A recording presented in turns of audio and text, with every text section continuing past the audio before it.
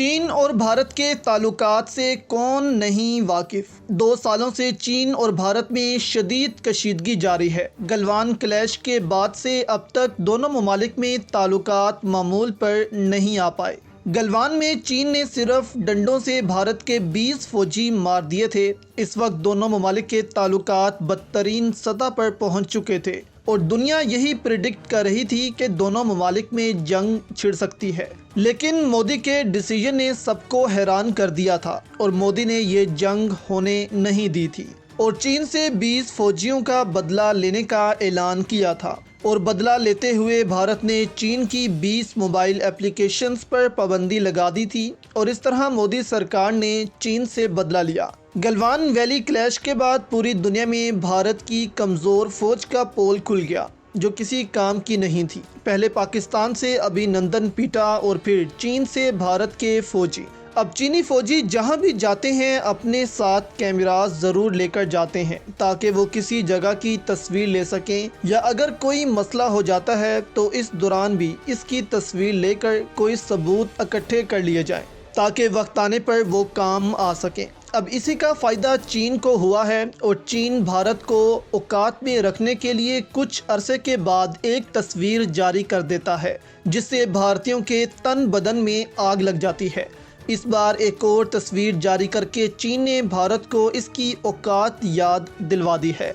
चीन ने ये तस्वीर क्यों जारी की, तस्वीर भी आपको दिखाते हैं और इस पर बात भी करते हैं। अभी हाल ही में चीन और भारतीय फौज अरुणाचल प्रदेश में आमने सामने आए थे जहां पर कोई बड़ा क्लैश तो नहीं हुआ लेकिन भारतीय इस वक्त कांप गए थे कि अब फिर से चीनी 20 फौजियों को मारने आए हैं। अब इस फेस ऑफ के बाद चीन ने भारत को नीचा दिखाने के लिए ये तस्वीरें जारी कर दी हैं कि अगर तुम दोबारा ऐसा करोगे तो तुम्हारा फिर से ये हाल किया जाएगा। और इस तस्वीर में हम तुम लोगों के साथ क्या कर रहे हैं ये देखो। इस तस्वीर को देखें आप। इसके बाद आपको वीडियो भी दिखाएंगे।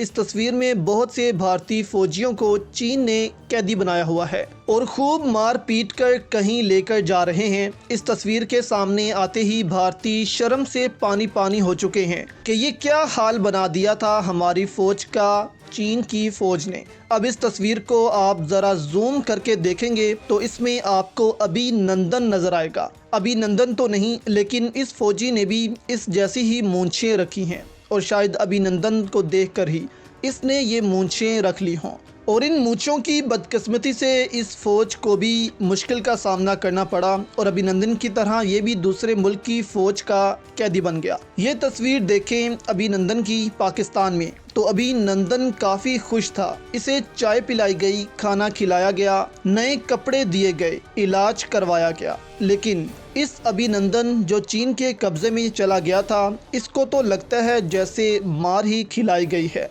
इसके अलावा इसको कुछ नहीं दिया गया। तस्वीर के शुरू में आप एक भारतीय फौजी को देख सकते हैं जिसका हाथ भी टूटा हुआ है। चीनी फौजियों ने पहले इसकी खूब पिटाई की और इसके बाद इसको पट्टी भी कर दी और इसको सबसे आगे चलाया जा रहा है। इसके अलावा अब इस फौजी की तस्वीर देखें आप। ये दिल पर हाथ रखकर कुछ दुआ कर रहा है इसकी चीनी फौजियों से जान छूट जाए और शायद दिल ही दिल में ये वादा भी अपने आप से कर रहा होगा कि इसके बाद ये भारतीय फ़ौज से रिटायरमेंट का ऐलान कर देगा और फिर कभी भी चीन की सरहद पर नहीं आएगा। चीन के सहाफ़ी जो भारत में बहुत मशहूर हैं ये ऐसी खबरें भारत के ख़िलाफ़ बहुत चलाते हैं।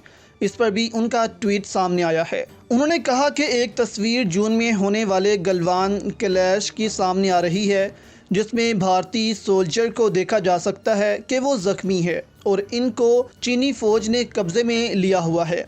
एक और वीडियो इस क्लैश की सामने आई है जिसमें आप देख सकते हैं कि चीनी फौजी अपनी बख्तरबंद गाड़ियां लेकर भारत में दाखिल हो गए हैं और भारतीय फौजी इनको गालियां देते हुए नजर आ रहे हैं। ये वीडियो देखें आप।